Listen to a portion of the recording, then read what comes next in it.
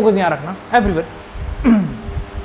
जब कभी भी आपके पास क्वेश्चन में ट्रायंगल के रेशो, ट्रायंगल के साइड्स के रेशो अगर दिए हैं तो उसको ऑब्जर्व करना कि क्या वो राइट एंगल तो नहीं है, पहला। यानी one side square is equals to sum of other side square, कि क्या उनकी साइड्स इक्वल तो नहीं है।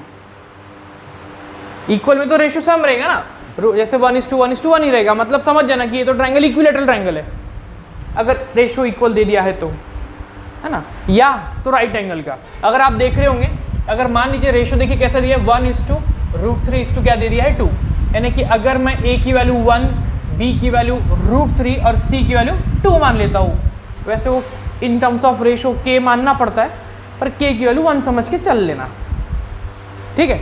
सो a की वैल्यू कितनी होगी 1, b की वैल्यू कितनी होगी √3, c की वैल्यू कितनी होगी 2।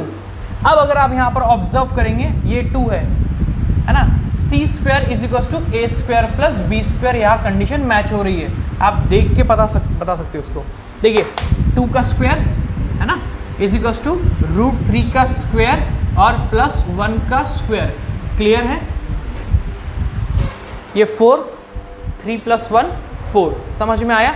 फिर मैंने ऑब्जर्व करा कि देयरफॉर मैं क्या कहूँगा कि जो गिवन ट्रायंगल है वो क्या है आपका राइट एंगल ट्रायंगल है, ये समझ में आई क्या, राइट एंगल है ना, राइट एंगल ट्रायंगल है एट एंगल C। ये चीज समझ में आई क्या, एट एंगल C है ना, क्योंकि C ये है ना 90 डिग्री वाली साइड, नहीं समझे क्या, सबको ये चीज समझ में आई क्या, है ना। अगर आपने राइट एंगल ट्रायंगल ड्रॉ किया, ठीक है, तो ये रहेगी कितना, ये रहेगी आपकी 2, समझ में आया क्या, है ना। Hypotenuse side square is equal to sum of this and this, है ना। मान लो ये √3, ये फिर ये √3 और 1, आप किसको भी मान लो, उसको कोई प्रॉब्लम नहीं है, ठीक है। सो ये आपकी C है, इसकी अपोजिट वाली साइड है ना। सो आपने क्या बोला, एंगल C की वैल्यू कितनी होगी सर, यहाँ पे बोले 90 होगी। चलो यहाँ पे अब हमारा काम हो गया है। सो देखिए ध्यान से, अब उसने एंगल्स का रेशियो पूछा है, जिसमें से आपने एंगल C तो पता कर लिया कितना है सर, बोले 90 डिग्री एंगल C है आपका।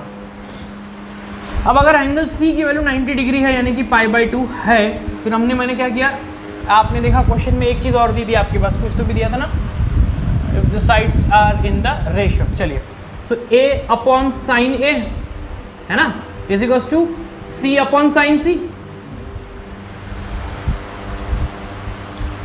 समझ में आया क्या, ये चीज क्लियर हुई क्या, है ना। कैसे हुआ, क्या हुआ, समझ में आ गया। अभी बोलिए a निकाल लेंगे, हाँ a की वैल्यू कितनी है 1, है ना। देखिए ध्यान से, a की वैल्यू है आपकी 1 और अपॉन में sin A is equals to 2 और अपॉन में 1 sin 91, नहीं समझा, समझ आया सभी को। मैंने डायरेक्टली C की वैल्यू पुट कर दी π/2, sin π/2 1। सो इससे मैंने ऑब्जर्व किया कि sin A की वैल्यू मेरे को मिल गई, कितनी मिली बोलिए 1/2, यानी कि एंगल A का वैल्यू कितना है बोलिए π/6, यानी कि 30 डिग्री, ठीक है। ये 90 है, मान लो ये अगर आपका A है और ये अगर आपका B है, ये 90, ये आ गया कितना 30, तो ये कितना हो गया 60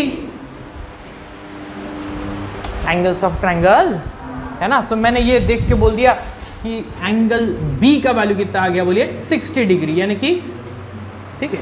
अब रेशो निकाल लो, कौन सा रहेगा ऑप्शन, है ना 1:2। देखिए angle A is to angle B is to angle C, angle A का वैल्यू कितना है 30 is to 60 is to 90, clear है एवरीवन, ये समझ आया सभी को, वेरी इंपॉर्टेंट क्वेश्चन है।